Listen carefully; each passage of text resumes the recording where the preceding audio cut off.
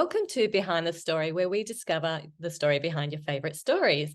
My name is Lisa Renee. I'm the owner of the Collab Press and also contemporary romance writer. And I'm Naomi Craig. I write historical novels set in Bible times. Be sure, if you love Christian fiction and love hearing the story about Christian fiction and what inspired it, we'd love for you to subscribe to our channel and hit the like button. And that way you can be notified when we release our next interview. We put out content 2 times a month. Be sure to hit that subscribe button so you don't miss a thing. Great. Well, we had a fantastic interview with Carmen Schober, but first we're going to just have a quick chat, catch up with what we're working on. So Naomi, what have you been up to? I got everything aside for my August 23 release. I'm excited about that. And then I also was able to get a couple of days back into my current writing project. But we're coming up on American Thanksgiving, so it's going to be a slower week to some degree. So, just plugging away when I can and enjoying the time with family and enjoying the clean house. Not exactly the cleaning of the house, but the clean house is nice. So how about you? What are you working on? Yeah, just a few things and trying to prioritize. But yeah, doing a bit of marketing and editing on my own work. And I'm in a box set called the My Funny Valentine. We're going for the US Today title. So it's like a group project. It's like 25 full novels and it's only going to be 99 cents for pre-order. So we're just doing a lot of promotions and bonuses. And so I'm on the management team with the box set. So that takes quite a bit of focus. And also I'm running the TikTok account for them. And I do my own TikTok account. So just trying that out, as a Christian, going onto TikTok, it's a little bit, yuck. There's a bit of like stuff on there, but you have to get in there and you have to train TikTok algorithms to follow the right things. And so I've got book content and clean content and that kind of stuff. So you follow the hashtags and then it's quite a good experience. But yeah, it's fun using that platform. And my personal Lisa Renee author TikTok got 1,000 followers. So once you get 1,000 followers, you can actually have a hyperlink in your profile. So that's one little thing, because you can be on there for quite a few months. Because if you select a business account, you don't get to use all the music that they have available. So being a creator instead of a business account is sort of the way to go. So that's how it works if anyone's interested in how TikTok. Good to know. Yeah. So anyway, we'll get on today. We've got our guest, Carmen Schober. She's author of After She Falls and Pretty Little Pieces. She is a wife and a mother and a proud Cuban-American. Carmen writes unexpected romance novels for the modern woman with relatable but inspirational heroines and heroes. Carmen, welcome to Behind the Story. Thank you guys so much for having me. I'm excited to be here and talk books and life and make some new Christian fiction friends. Yay. Well, we're excited. Congratulations on your new release. For those who aren't familiar with you, tell us a little bit about you and what you write. Yeah, so there's a very good chance you're not familiar with me because I'm pretty new. I'm a newbie author. My first book with Bethany House came out almost exactly a year ago. It was November 2nd, and my new release comes out December 6th. So this has been a whirlwind year. I didn't even have a category for a book a year before I agreed to write that, to do that. And yes, so I write contemporary Christian romance. How I kind of describe it, it's probably not like, it sounds more, probably more tooting my own horn than I want, but if you like Francine Rivers, you might enjoy my books. I really like her balance of kind of like, tough issues, grittier storylines, but also like a lot of romantic tension and just sort of stories that you move through very fast. That's my personal approach to writing. And I am also how a lot of people characterize my books as sort of a mix of women's fiction and romance. So they don't fit neatly into either one. They're definitely kind of like all tangled up in each other because the romance is really important to the story. You know, it's a lot of the moments are going to involve the two love interests, but there's also a lot of other things going on that fall into the category of like a more introspective type of approach to serious issues. And then just about me, you know, I'm a wife, I'm a mom, I have 3 little tiny crazy children, ages 4, 2, and 1, which, you know, the timing of having such small children and publishing 2 books back to back, won't lie, that was something. That was a season of life that my husband and I really had to rally together and hold it together.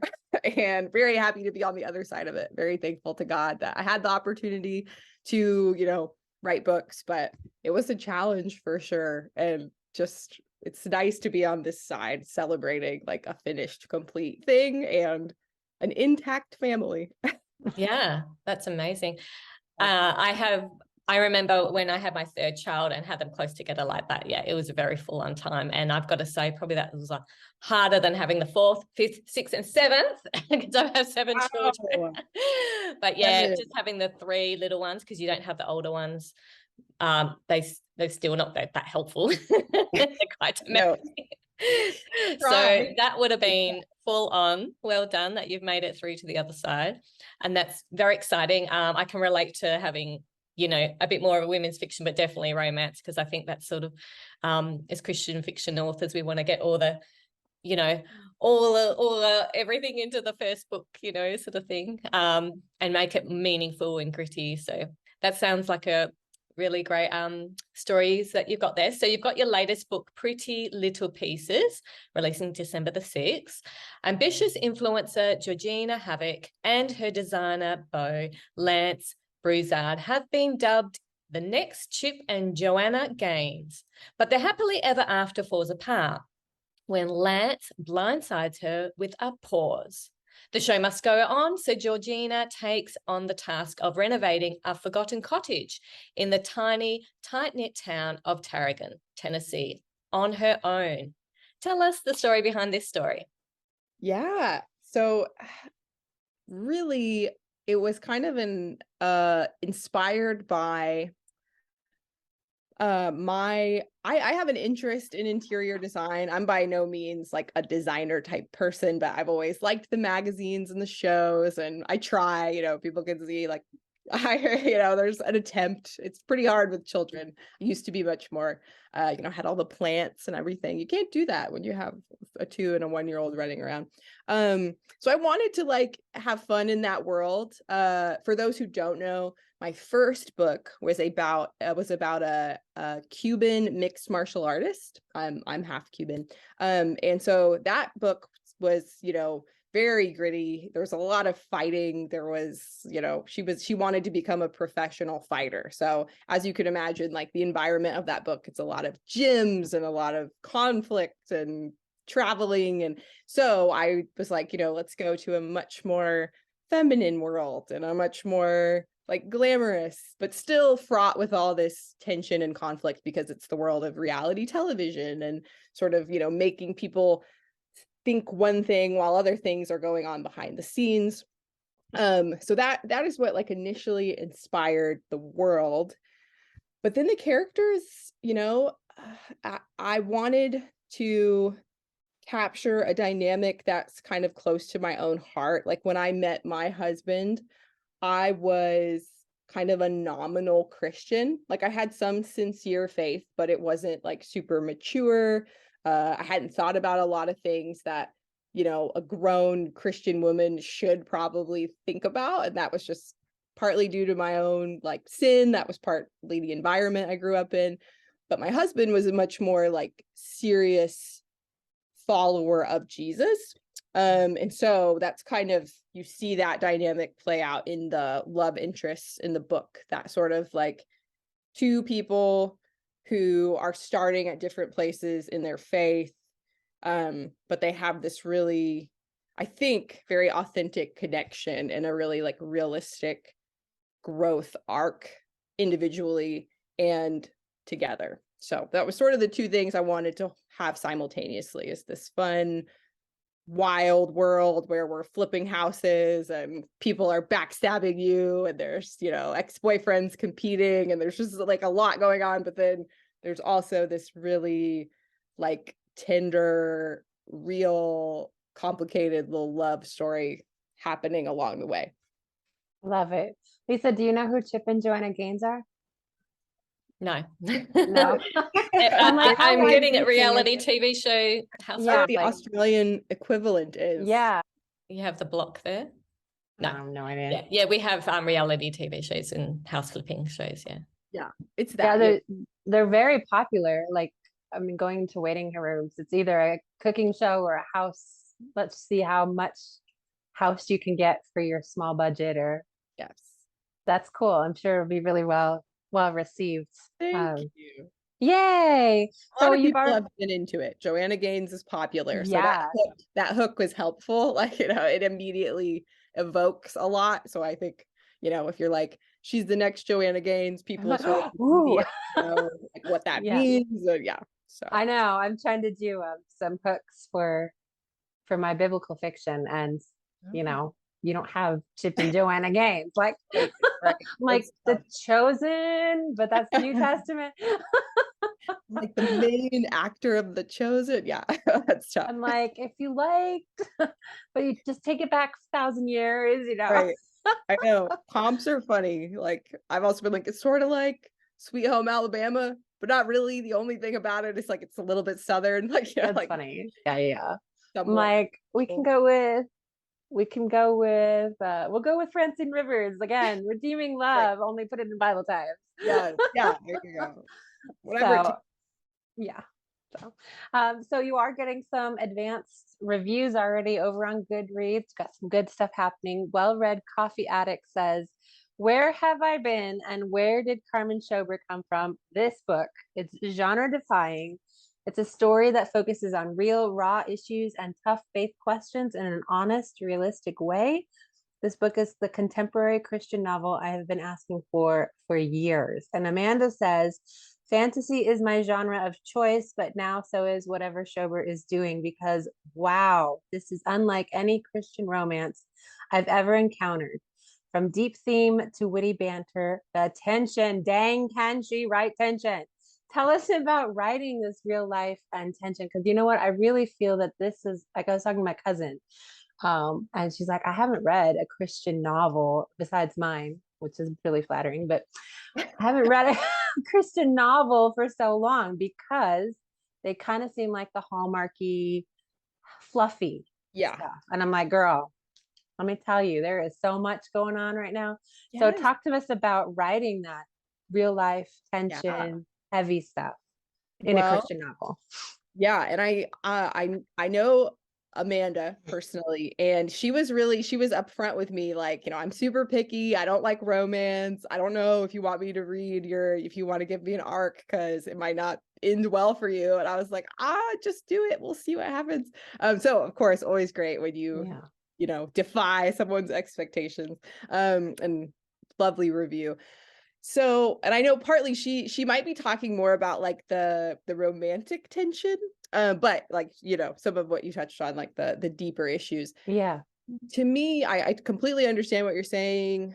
Hallmark stuff, I think it's so unfortunate that Hallmark is the way that it is, because it builds like this beautiful aesthetic. Like the Hallmark world is so cozy and aesthetically cute, and there's so much potential, but everything is so like wooden and not like real. It's very stiff. It's scripted. Yeah. How they deliver everything is so like you can predict what they're going to say, and it's uncomfortable. Like you're like, ugh, like I feel weird like listening to you guys supposedly like fall in love, like very uncomfortable.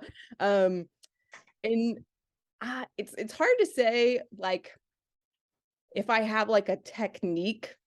I guess maybe something that is a little interesting about the way that I do things is I did briefly study screenwriting, and I write in the third person present. So it's happening in real time as you're reading it, like it's she says, he says. And I just find that it lends itself to like a more realistic pace and a more like a natural way of speaking and a natural way of shifting from, you know, thoughts to what the character's seeing to, you know, an expositional type of moment. And I think it's that fluidity, you know, that Hallmark does not have. There's no fluidity. It's so like just like, you know, uncomfortable. And I think what I enjoy about writing is, and it takes a few iterations, obviously, but there is a point where I'm reading it and, you know, I'm smiling, I laugh, I feel the feeling, and I know that I've like accomplished it because it's seamless, you know, I'm not thinking about it anymore. And in the case of deeper issues, I think when you were talking of when you're a Christian fiction writer, you have so many opportunities to dig a little deeper. And obviously not every single moment needs to be like a full-on gospel presentation or some kind of like apologetic or something. But in every conversation, in every thought, in every interaction, there is an opportunity to consider like, what does this say about this character's spiritual life? Or what does this point to in a greater, when you like zoom out, you know, what are we moving towards? So I'm kind of always thinking about those two things when I'm writing, is how are we going to move the plot forward in a way that's fluid and fast, but also building this real, like, you know, of course, fiction is filled with conflict. It's not interesting if there's not conflict. And conflict is a perfect breeding ground for thinking about like, what do I really think about the world? What do I really think about myself? What do I think about the future? Do I think God is trustworthy? Do I think God is really there?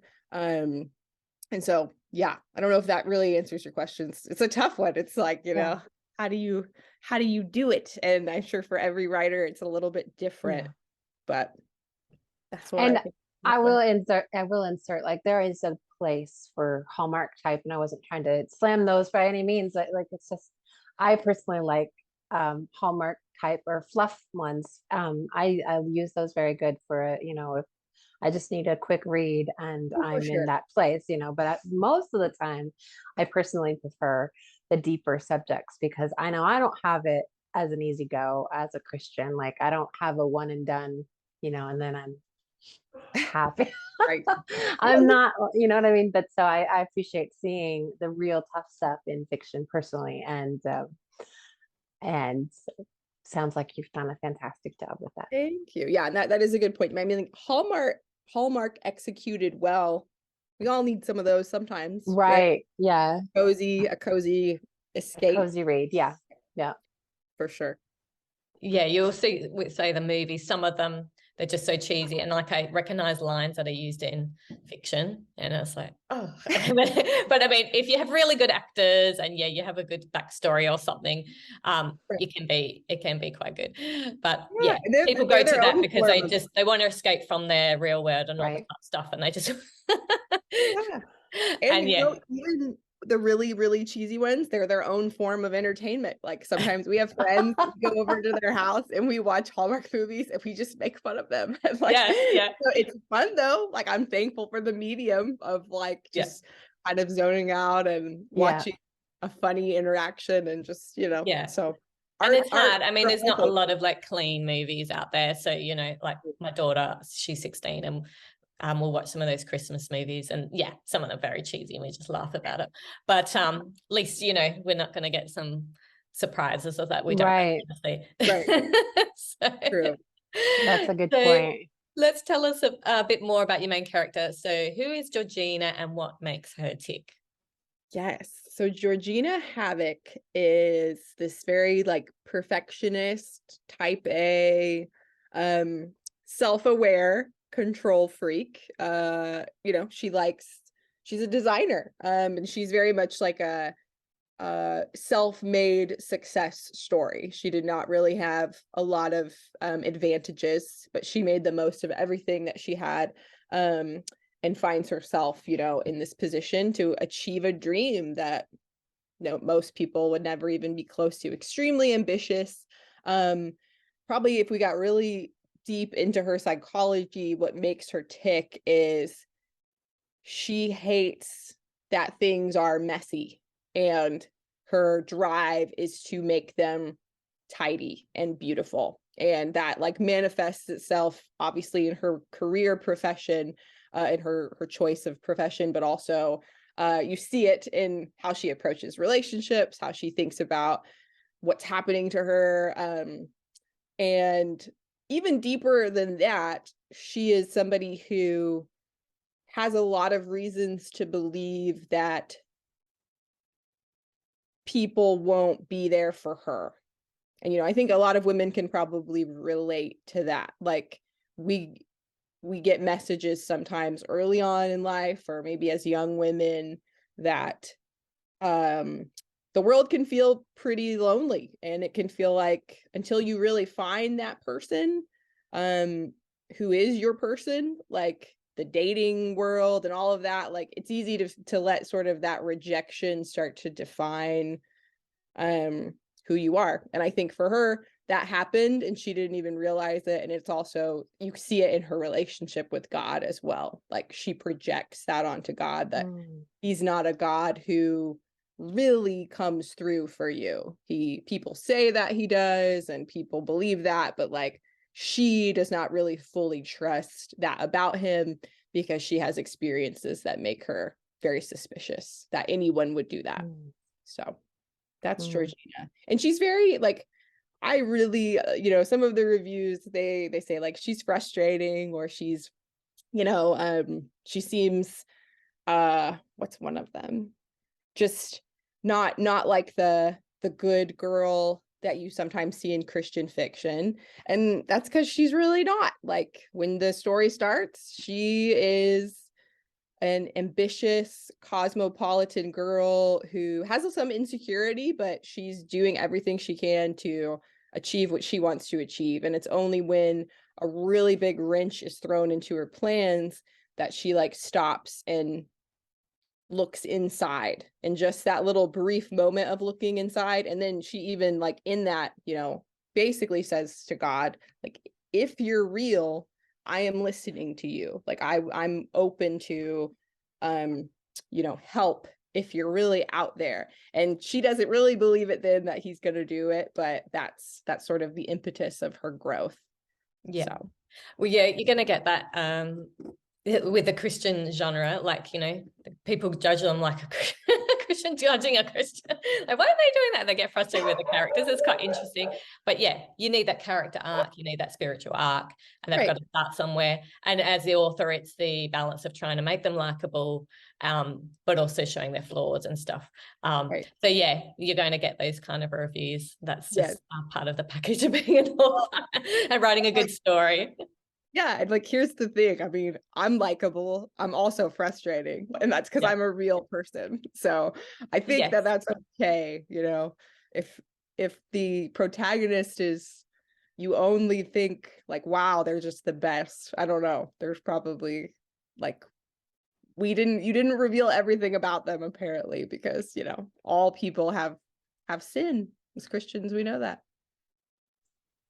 Yeah, and that's so true too. Like I think I can relate to what you're saying. Georgina's motive is that she doesn't feel like anyone can meet that need. It's not right for her to have needs, and so she has to do it herself, because nobody else. It's her needs are inconvenience or something to others.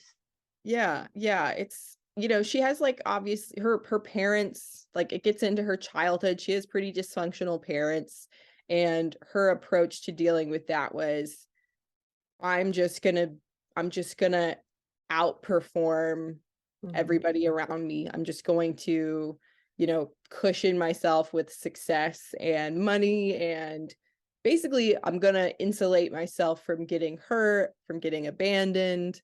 I'm not gonna trust that other people are gonna fill this void. I'm not gonna trust that God's gonna fill the void. And yeah, I think we all can kind of do that with different things. Maybe not those specific things, but Yeah. we find our own little thing. Excellent. Well, if you are watching this far, we'd love for you to comment below. Tell us the name of the reality TV show that is popular in your area or you like to watch. We'd love to see that. You never know, it might turn into a next book for somebody, right? So comment below for that. So let's talk about your writing. What personal lesson did you learn while writing Pretty Little Pieces? So when I set out, I didn't really know what I was going to learn, but through the process of doing it, some important backstory on what happened with Pretty Little Pieces is I was pregnant with my son, and I turned in the manuscript a couple months or about a month before I was about to go into labor. And then like 2 days before I was going to have him, I got my revision notes back, and it was like, I just like glanced at it and I knew, like, just a glance. I was like, I sent it to my agent and I said, I cannot look at this until after I give birth. Like, I'm in the zone and I cannot get into this place right now. And so I did. I had my son, I recovered, I opened it up, and as I had suspected, it was basically like rewrite the book. And it was supposed to come out in August. When I had my son in August. Is that right? No, getting the timeline messed up. Basically, it was a really accelerated timeline. Obviously, I think, my publisher wanted me to use the momentum of my first book, publish a second book. And so I had to drastically kind of reimagine everything. And looking back, I realized it's very hard to write when you are pregnant and postpartum. Like, my brain was just not doing what it was supposed to be doing. It was not doing me any favors. Like, it was like writing uphill. It's like the best way I could describe it. But basically, all that to say, what ended up, I think, coming across the book is what I learned is I could be like Georgina. I felt all this immense pressure. I felt this pressure of like, I need to salvage my career. This book has to be a success. Like, I felt all those things that she was feeling about herself in my own profession. And it could be like really overwhelming at times and like disorienting and discouraging. And what I realized as I was kind of working it out through her is like, I need the same faith that this character is working towards. Like, I already know it, like, on a cognitive level. I've been a Christian for a while, but it was that like, eventually she's going to have to make the choice of whether or not she trusts, that God is good and that God is the orchestrator of our lives, and that he can be trusted with, the outcome, and that he is better than any kind of earthly success. And, so it's just a lot of parallels I found in myself. And I'm also a perfectionist. And so that whole like getting criticism and having to really like just write under fire, like it felt very there are moments in that book that are basically me. Like, that was Carmen, like stressing out, running around, furnishing a book in the way that Georgina Havoc was furnishing a room, and working towards this moment of like relief that God ultimately is going to arrange this the way that he will, and that I can believe that it's going to be good. Excellent. So when our followers follow you on your primary social media, what are they going to find? So what's your trademark? It's a medley. That's a spicy question, because I actually built my platform before I had novels doing cultural commentary from the Christian point of view. I love it. And I write about controversial issues sometimes. I get into political commentary. I criticize certain things within the church.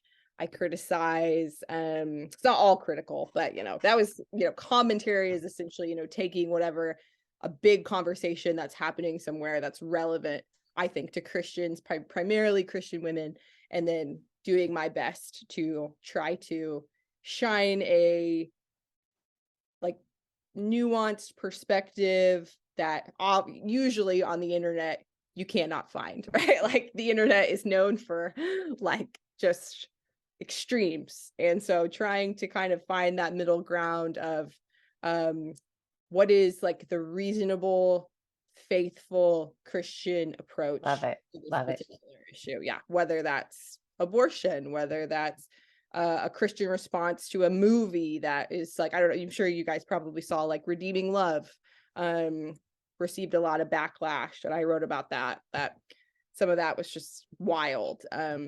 Also just the really intense effects of secular progressivism on culture and how that's confused so many people, particularly in the church. And so yeah, that's my social media. People come there probably expecting like exclusively books, but no, I mean, I get into it. Like What you find in Carmen's books is what you're going to find on her social media. It's real, it's gritty. So what's coming up next for you?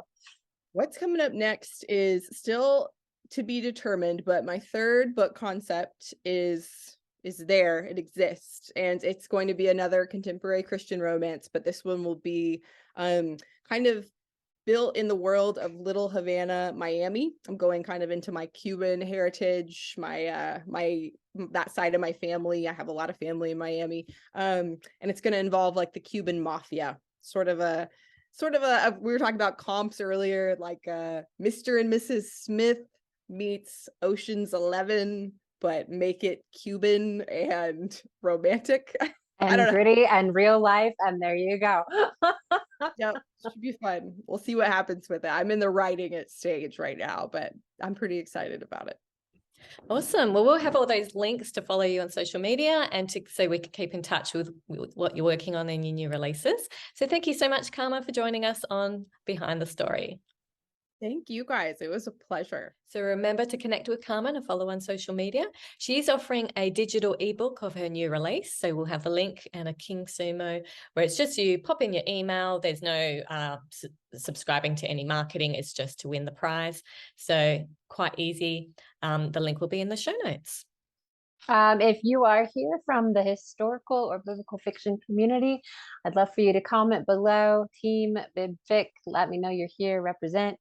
And we also all have freebies as well. My novella On Desolate Heights is about Balaam and his talking donkey. It's free to download when you subscribe to my newsletter. Awesome. So if you like gritty fiction, Christian fiction, get On Desolate Heights. If you want light and fluffy Hallmark, I've got a contemporary rom-com, Fake Engagement Mistake. It's just like a happy story, but the next book in the story is very gritty fiction, even though it's a rom-com. There's quite a good theme in there. So we'll have those links. And coming up next, we will welcome back Kim Vogel-Sawyer to the show. Thank you for joining us on this edition of Behind the Story. Until next time, let us run this race with endurance, looking unto Jesus, the author and finisher of our faith. Thanks for tuning in.